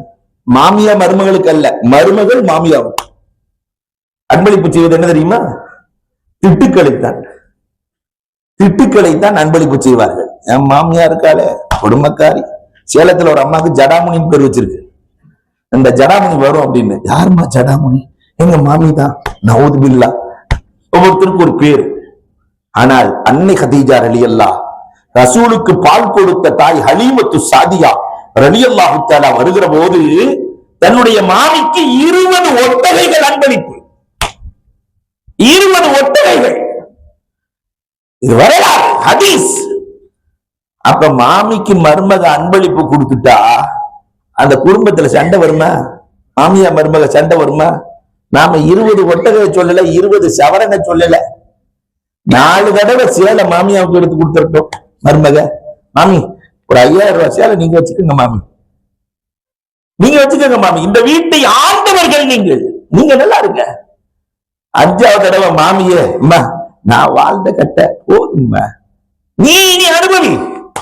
மாமியே கடைக்கு சென்று எடுத்து கொடுக்கிற சூழல் வந்து விடுமே. அந்த அளவுக்கு கூட நம் சமூகத்தில் மருமகளுக்கு பொறுமை இல்லையே. அன்பிற்குரியவர்களை எண்ணி பார்க்க வேண்டும். நன்மளிப்புகள். இந்த துபாயில எல்லாம் பார்த்தாக்கா அந்த மீன் இருக்குது, டிப்ஸ் கொடுப்பான். எல்லாத்தையும் கூட்டிட்டு போயிட்டு அப்படியே டால்பின் ஒரு சுத்தி கொண்டு வந்து விட்டுரும். அதுக்கு ஒரு 4 மீன் டிப்ஸ், சின்ன சுட்டி மீன். சின்ன சின்ன டிப்ஸுகள், சின்ன சின்ன அன்பளிப்புகள் பெரிய பெரிய பிரச்சனைகளை தீர்த்து வைக்கும். அப்ப குடும்பங்களுக்குள்ளே அன்பளிப்புகளை பகிர்கிற பழக்கம். பெருநாள்லாம் வரப்போகுது, என்ன பிடிக்குமோ ஒரு சின்ன அன்பளிப்பு இல்லையா? அம்மா உன் கூட 25 வருஷமா வாழ்ந்துட்டேம்மா, போய் மனைவிட்ட 25 வருஷமா உன் கூட வாழ்ந்துட்டேன், பெருநாள் வரப்போகுது, அதனால இன்ஷா அல்லாஹ் ஒரு 5 சவரன்ல ஒரு நல்ல நகையா வாங்கி கொடுக்கலான்னு நினைக்கிறேன், காசு இல்லைன்னு சொன்னீங்க வச்சுங்க. அஜர்த்து சொல்லி இருக்கிறாரு, இனி பயானுக்கே போக வேணாம்யா, அதுக்குத்தான் இப்படி சொல்லிக்கிட்டே இருக்கேன் நானு.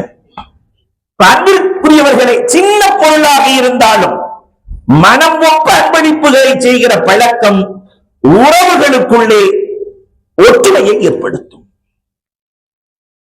8வதாக தஷக்குரியத், குடும்பத்திற்குள்ளே நன்றி உணர்வு வேண்டும். உபகாரத்தை மதிக்க தெரியும்.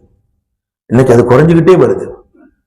அண்ணன் செஞ்ச உபகாரம் தம்பி மதிக்கிறது இல்ல, தம்பி செஞ்ச உபகாரத்தை அண்ணன் மதிக்கிறது இல்ல, என்ன கிழட்டுனாங்க என்று சொல்லுகிற அவலம் இன்றைக்கு நம் சமூகத்தில் அதிகரித்திருக்கிறது. பெருமானார் சின்ன சின்ன உபகாரத்திற்கு வெறும் பால் கொடுத்தார்கள். ஒரே ஒரு நேரம் ஸைத் ரலியல்லாஹு பால் கொடுத்தார்கள். அவர்களை கூட பெருமானார் ஸல்லல்லாஹு அலைஹி வஸல்லம் சின்ன உபகாரத்திற்கு அல்லாஹும்ம ஜம்மில்ஹு வஅதிம் ஜமாலா, யா அல்லாஹ் இவரை அழகாக்குவாயாக, இந்த அழகை நிரந்தரமாக்குவாயாக. சின்ன சின்ன அன்பளிப்புகள் பெரிய பெரிய லாபங்கள் இல்லையா? அதே மாதிரி சின்ன சின்ன விஷயங்களுக்கும் நன்றி செலுத்துகிற மனோபாவம் பெருமானார் உருவாக்குனாங்க. அப்ப அல்லாஹ் கொடுத்த இந்த குடும்ப உறவுக்கு நன்றி செலுத்த வேண்டாமா? ஆயிஷா ரலியல்லாஹுவினுடைய கல்யாணம் எப்படி நடந்துச்சு, ஃபாத்திமா ரலியல்லாஹுடைய கல்யாணம் எப்படி நடந்துச்சு, இதெல்லாம் பாருங்களேன். அப்படியே பார்த்துட்டு வரும்போது அலி ஃபாத்திமா திருமணம் ரொம்ப அதிசயமா இருக்கும். அலி ரலியல்லாஹுக்கும் ஃபாத்திமா ரலியல்லாஹுக்கும் எப்படி கல்யாணம் நடந்துச்சு, நம்ம அதை சொல்லும் போதுதானே தாலி கட்டுறாங்க. அல்லாஹும்ம அல்லி பைன அலியின் வ ஃபாத்திமா தாலி கட்டுறாங்கல்ல. அந்த திருமணம் எப்படி நடந்தது? ஃபாத்திமா ரலியல்லாஹு அபூபக்கர் ரலியல்லாஹு போய் பொண்ணு கேட்கிறாங்க, எனக்கு கொடுத்துருங்க ரசூலே ஃபாத்திமாவை. ரசூலுல்லாஹ் பேசவே இல்லை, அமைதியா இருக்காங்க. சரி கிடைக்காதுன்னு முடிவு பண்ணிட்டாங்க. உமர் ரலியல்லாஹு போய் கேட்கிறாங்க, அப்துல் ரஹ்மான் இப்னு அவுஃப் ரலியல்லாஹு கேட்கிறாங்க, பெரும் பெரும் கோடீஸ்வரர்கள், ஒண்ணும் பேசல. ஆனா 21 வயசு அலி ரலியல்லாஹு நண்பர்கள் எல்லாம் சேர்ந்து பொண்ணு கேட்க தள்ளி விட்டாங்க. ரசூலுல்லாஹ் தொழுதுட்டு உட்கார்ந்து இருக்காங்க, அலியே நீ போய் பொண்ணு கேளுன்னு தள்ளி விட்டாங்க. பெருமானார் உட்கார்ந்து இருக்கும் போது அலி ரலியல்லாஹு போய் அத்தையாத்துல உட்கார்றாரு. ரசூலுல்லாஹ் ஹாஜத்துக்கு யா அலி, என்ன விஷயமா வந்து உட்கார்ந்து இருக்கிறீங்க? அலியே அலிரலியெல்லாம் எப்படி கேட்க முடியும்? தலையை சொல்லிதாங்க. இல்ல ரசூலுல்லாஹ், அது மஹாஜத்துக்கு யாரு இல்ல, உங்க மக ஃபாத்திமாவை நான் பெண் கேட்கிறேன். நேரடியா நான் பெண் கேட்கிறேன். பெருமானார் ஒண்ணும் பேசல. அகிலன் வசஹிலா, அகிலன் வசஹிலா. உலகத்தில் முதலில் இந்த அரபி வார்த்தையை பயன்படுத்தியது நாயகம். வெல்கம் இங்கிலீஷ்ல. இந்த வார்த்தையை உலகத்தில் முதலில் அலி ரலியல்லாஹுக்கும் பாத்திமா நாயகிக்கும் பெருமானார் பயன்படுத்திய வார்த்தை அகிலன் வசஹிலா. இன்னைக்கு அரபு தேசம் எங்க போனாலும் எழுதியிருக்கா இல்லையா? அகிலன் வசஹிலா. யாருக்கு பயன்படுத்திய வார்த்தை? ஆனா வெளியே போன உடனே நண்பர்கள்லாம் ரசூலுல்லாஹ் என்ன சொன்னாங்க? ஒண்ணுமே சொல்லல, சும்மாவே உட்கார்ந்துருந்தாங்க. ஒண்ணுமே சொல்லலையா? அல்ல அகிலன் வசஹிலன் சொன்னாங்க. அகிலன் சொன்னாவே பெரிய விஷயம், ஓகே ஆயிடுச்சுன்னு அர்த்தம். சகிலன் வேற சேர்த்து சொல்லி இருக்கிறாங்க. திருமணம் நடக்கும். திருமணம் நடந்தது. திருமணம் முடிந்த அந்த இரவு பாத்திமா அலியை பார்த்து கேட்கிறார்கள், ஏழதானே ஆனாலும் நீங்கள் கிடைத்ததற்காக ஒரு 2 ரக்காத் நான் நன்றி செலுத்தி தொழுது கொள்கிறேன். பாத்திமா அலிட்ட சொல்றாங்க, அலி ரலியல்லாஹு சொல்றாங்க, அலிநாயகம் பாத்திமா சொர்க்கத்து தலைவி, நீ கிடைத்ததற்காக 2 ரக்காத் நான் தொழுது கொள்கிறேன். கல்யாணத்துல எத்தனை பேர் தொழுது இருக்கிறோம் யோசிச்சு பாருங்க. செம்பிளியாடு மாதிரியே அலைஞ்சிருப்போம் இல்லையா? கல்யாணத்தை மாலையை தூக்கி போட்டு உட்காருன்னா உட்காருவாரு, அப்படியே போவார். 2 ரக்காத்துக்கள் கணவன் மனைவிக்காக, மனைவி கணவனுக்காக நன்றி செலுத்தி குடும்பத்தை ஆரம்பித்தார்கள். கடைசி வரை நன்றி உள்ளவர்களாக இருந்தார்கள். இன்னைக்கு நாம நன்றி உள்ளவர்களாக இருக்கிறோமா? ஹன்சா சகோதரரின் மீது அதிக பாசம். பெருமானார் ஸல்லல்லாஹு அலைஹி வஸல்லம் கேட்கிறாங்க, இந்த உறவுகள் எவ்வளவு ஆழமான உறவுகள். ஹன்சா 4 பிள்ளைகளை ஷஹீதாக்கிய பெண்மணி. போர்க்களத்துக்கு அனுப்பி 4 பேரும் ஷஹீத். துஆ கேட்கிறாங்க அந்த அம்மா, 4 பிள்ளைகளும் ஷஹீதாகணும். நாளை மறுமையிலே அழைக்கப்படுகிற போது உம்மு ஷுஹதா, ஷஹீதுகளின் தாய் என்று அல்லாஹ் என்னை அழைக்க வேண்டும். அந்த அம்மா எவ்வளவு பயங்கரமா இருக்கும். பெருமானார் கூப்பிட்டு கேட்டாங்க, உன்னுடைய கணவன், உன்னுடைய மகன், உன் சகோதரன் 3 பேரும் சிறைபிடிக்கப்பட்டு யாராவது ஒருவருக்குத்தான் உயிர் பிச்சை என்று அந்த அரசாங்கம் சொன்னால், மன்னன் சொன்னால், நீ யாரை தேர்வு செய்வாய்? உன்னுடைய கணவன், உன்னுடைய மகன், சகோதரன், யாரை தேர்வு செய்வாய்? நம்மள்ட்ட கேட்டு நம்ம யாரை சொல்லுவோம்? யாரு கேடு கேட்டாலும் பரவாயில்ல, என் புள்ள நல்லா இருந்தா போதும், இப்படித்தானே சொல்லுவோம். ஆனா ஹன்சா சொன்னாங்க, அப்படி ஒரு நிலை வந்தால் நான் என் சகோதரனை தேர்வு செய்வேன். பெருமானார் என்ன காரணம் கேட்டாங்க. கணவன் இல்லை என்றால் மார்க்கம் வேறு மனம் செய்து கொள்ள அனுமதி அளித்திருக்கிறது. பிள்ளை இல்லை என்றால் இன்னொரு பிள்ளையை என்னால் பெற்றுக்கொள்ள முடியும். சகோதரனுக்கு வேறு வழி இல்லையே ரசூலே, சகோதரனுக்கு வேறு வழி இல்லையே. என் உடன் பிறந்த சகோதரர்கள், சகோதரிகள். அல்லாஹு அக்பர். பெருமானார் அறிவை பாராட்டுகிறார்கள். நாம இந்த சகோதர சகோதரிகளோடு எப்படி இருக்கிறோம் என்பதை கொஞ்சம் இங்கே நாம் குடும்பம் அமைதியாகவும் நிம்மதியாகவும் இருக்க வேண்டுமானால் இந்த உறவுகளோடு சேர்ந்து இருக்க வேண்டும். அல்லாஹ் கொடுத்த உறவுக்கு நன்றி செலுத்த வேண்டும். 9வதாக தவஜ்ஜுஹியத். அல்லாஹு அக்பர். ஒருவரை ஒருவர் தவஜ்ஜுஹ் என்றால் இந்த குடும்பம் நன்றாக இருக்க வேண்டும் என்று எல்லோருமே அந்த குடும்பத்தை தவஜ்ஜுஹ் செய்ய வேண்டும். தாய் தன்னுடைய பிள்ளைகளை தவஜ்ஜுஹ் செய்வாள் அப்படின்னா கண்காணிக்க வேண்டும். குடும்பம் நல்லா இருக்கணுங்கிற கண்காணிப்பு குடும்ப தலைவனுக்கு வேணும். எப்படியோ நடக்குது ஓட்டம் அப்படின்னு போச்சுன்னு சொன்னா, கண்காணிப்பு இல்லாத குடும்பம். வீட்டுல நம்முடைய கடைகள்ல கேமரா போட்டு கண்காணிக்கிறோம். அப்ப நம்முடைய குடும்பத்திற்கான கண்காணிப்பு என்ன? கண்காணிக்கப்படாத குழந்தைகள் தருதலைகளாக மாறுவார்கள். தீன் கொடுக்காத, கண்காணிப்பு இல்லாத குழந்தைகள். அல்லாமா துல்ஃபிகார் எழுதுகிறார்கள், அந்த தாய் கண்காணிப்பால் ஏற்படுகிற பலன்கள் என்ன என்று எழுதுகிறார்கள். இதே லாகூரில ஒரு பையனுக்கு மிக உயர்ந்த வேலை கிடைக்கிறது. மிக உயர்ந்த வேலை, சாப்ட்வேர் கம்பெனி. இப்ப ரீடிங்ல இருக்கிற கம்பெனி அது. அன்பிற்குரியவர்களே, அந்த கம்பெனில அவருக்கு வேலை கிடைக்கிறது. Micro software. நீங்க பத்திரிகையில எல்லாம் படிக்கலாம்.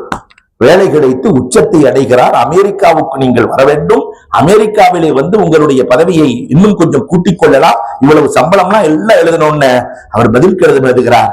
என் வீட்டுக்கு நான் ஒரே பிள்ளையே, என் பெற்றோர்கள் வயதானவர்களாக இருக்கிறார்கள், அவர்களை விட்டு விட்டு எவ்வளவு கோடி கொடுத்தாலும் என்னால் வர முடியாது.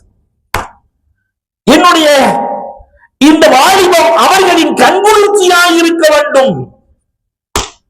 இன்னைக்கு நிறைய பெற்றோர்கள் பிள்ளைகளை வெளிநாட்டுக்கு அனுப்பிச்சுட்டு தனியா 2 பேரும் கண்ணாசை பத்தல, அந்த பேர பிள்ளைகளை சும்மா அப்படி கண்ணுல பாக்குறாங்க, போட்டோல பாக்குறாங்க, கண்ணாசை பத்தல. எத்தனை இளைஞர்கள் தன் பெற்றோருக்காக வாழ்ந்திருக்கிறார்கள், தனக்காகவே வாழ்ந்த பெற்றோர்கள், வளர்ந்த பெற்றோர்கள், உருவாக்கிய பெற்றோர்கள், இவர்களுக்காக இவர்கள் எவ்வளவு வாழ்ந்தார்கள். அள்ளி கொடுத்த பெற்றோர்களுக்கு கிள்ளி கொடுக்க மனம் இல்லாத இளவர்கள் இன்றைக்கு உருவாகி வருகிறார்கள். தவஜ்ஜு வேண்டும். பிள்ளைகளை கண்காணிச்சு மார்க்கம் கொடுத்து ஒழுக்கம் கொடுத்து வளர்க்கணும். நிறைவாக தஃபக்குரியத், இந்த சிந்தனையை சமூகத்திற்கு கொடுத்து கொண்டே இருக்க வேண்டும். தஃபக்குர் என்ன, 25 வருஷத்துக்கு பின்னாடி நம்ம குடும்பம் ஆலமரம் மாதிரி விரிஞ்சு அது எப்படி இருக்கணுங்கிற பிளான் வேண்டும். ஒரு பிளான் இல்லாத குடும்பம், எதுக்குமே பிளான் இல்ல. நம்ம பிள்ளை எப்படி வருவான், எப்படி இருப்பான். ஹிந்தா இஸ்லாமிய வரலாறு, தன் மகன் முஆவியா, ஏழை முஆவியா, ஒண்ணுக்குமே வெளியில்லாத முஆவியா, காலில் அணிய செருப்பு இல்லாத முஆவியா 5 மாகாணங்களின் அதிபதியாக மாற வேண்டும் என்று அந்த தாய் திட்டமிட்டு வளர்த்தாள். முஆவியா 5 மாகாணங்களுக்கு அதிபதியாக மாறினார்.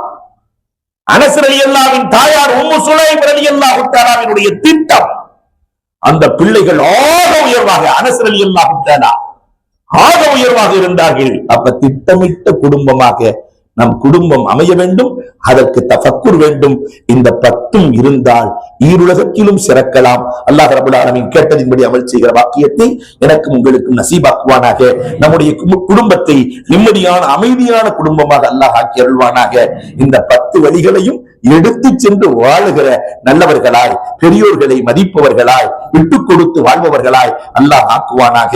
வாஹிரு தஅவானா அல்ஹம்துலில்லாஹி ரப்பில் ஆலமீன். அல்ஹம்துலில்லாஹி ரப்பில் ஆலமீன். அல்லாஹும்ம ஸல்லி அலா சய்யிதினா நபியினா மௌலானா முஹம்மதின் வ பாரிக் வ சல்லிம் அலைஹி. ரப்பனா ஹப் லனா மின் அஸ்வாஜினா வ ذُرِّيَّتِنَا قُرَّةَ أَعْيُنٍ وَاجْعَلْنَا لِلْمُتَّقِينَ إِمَامًا. ربنا آتنا في الدنيا حسنة وفي الآخرة حسنة وقنا عذاب النار. اللهم إنك عفو تحب العفو فاعف عنا يا كريم يا رحيم يا الله. اللهم كن لنا ولا تكن علينا. اللهم اختم بالسعادة عجالنا وحقق بزيادة أعمالنا وكرم بالعافية عدونا وآصالنا واسبب سجال عفوك على ذنوبنا ومن علينا بإصلاح عيوبنا. اللهم اجعل التقوى زادنا وفي دينك اجتهادنا وعليك توكلنا واعتمادنا. اللهم خفف عنا ثقل الأوزار وارزقنا عيشة الأبرار. اللهم اكفنا واصرف عنا شر الأسرى. اللهم اعتق رقابنا رقاب آبائنا وأمهاتنا وإخواننا وأخواتنا من النار. ربنا آتنا في الدنيا حسنة وفي الآخرة حسنة وقنا عذاب النار. صلى الله تعالى وسلم على آخر خلقه سيدنا محمد وآله وصحابه أجمعين والحمد لله رب العالمين. صلى الله على محمد صلى الله عليه وسلم. صلى الله على محمد صلى الله عليه وسلم.